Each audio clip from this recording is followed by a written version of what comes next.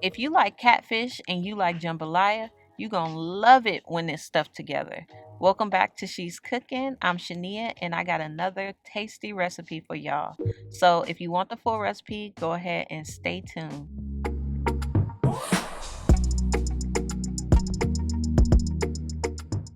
In this video, I'll give you two options to cook the rice. First being the rice cooker. Use a half a cup of rice and please make sure you clean your rice prior to cooking.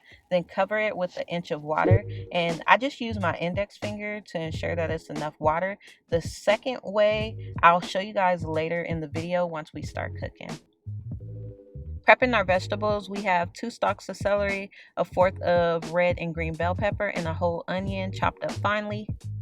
I'll be using 2 chicken breasts and I chopped them up really finely, and we're going to lightly season them with a tablespoon of chicken bouillon and also a tablespoon of Dijon mustard. Then go ahead and dig in and cover the chicken. These are the Andouille sausages, and I'm telling you guys, this sausage sends it over the top. It's definitely a must, so go ahead and cut them up just like I'm doing so we can prep them. I have a half pound of jumbo shrimp and I'll just be seasoning it with 1 packet of goya seasoning. And yes, I'm leaving the tail on because I just feel like shrimp tastes way better when the tail is on. But if you want to take yours off, go ahead and do so. Went ahead and melted down a tablespoon of unsalted butter, and we're going to cook our shrimp on both sides for about 2 minutes per side.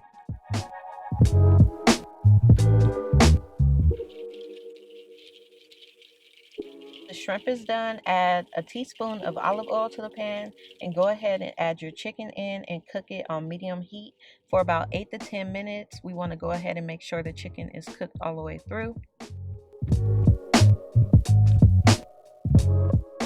I'm adding another tablespoon of olive oil to the pan, and now we're going to saute our andouille sausages for 2 minutes. We just want to go ahead and get that brown tint to it. Once we remove our sausage, go ahead and add your veggies in, and please don't wash your pan. Just add it in because we want all those flavors to come together. So saute your veggies until soft. I'm adding in a tablespoon of minced garlic, and please don't burn the garlic. So mix it together and then go ahead and add in a 32-ounce can of crushed tomatoes. And we are going to let this simmer after we mix it in for about 5 minutes. Now's the time to add in our rice, and if you have not cooked your rice yet, that's okay. Go ahead and check out the description below for detailed directions on how to cook it. But if your rice is cooked, go ahead and mix that in. And of course, we won't be eating anything bland, so go ahead and mix in a tablespoon of oregano, a tablespoon of creole seasoning, a half tablespoon of Old Bay seasoning, and a tablespoon of onion powder. And we're gonna mix that together and let this cook on low heat for about 5 minutes, just so we can let all the flavors come together and blend. Moving on to the catfish, let's go ahead and make our wet batter. Crack open 2 large eggs. And then we'll be seasoning it with a tablespoon of adobo, a tablespoon of Old Bay seasoning. We'll be using a half tablespoon of onion powder, 1 tablespoon of dried mustard, a half tablespoon of garlic powder, and a half tablespoon of Cajun seasoning. And then we're going to go ahead and whisk this all together. Now we're gonna make this super simple. Just take the bowl and empty it on top of the catfish and make sure all the catfish gets touched.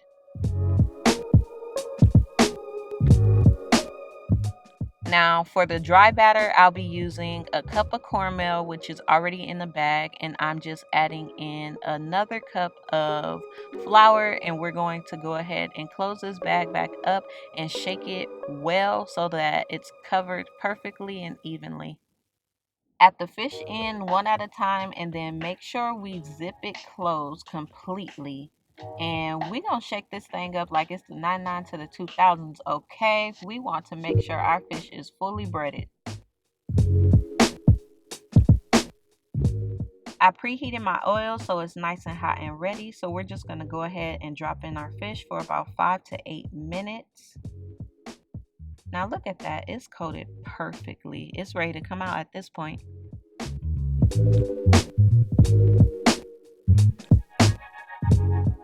Now I know some people don't like their food to touch. So if you don't, that's fine. Just eat it as a side. But if you like me and don't care, go ahead and load that catfish up. And then to top it off, we're just going to add another piece of catfish on top. And here I'm just adding in toothpicks to keep it in place, but that's totally optional and up to you. I garnished it with dried parsley and it was bomb. Enjoy.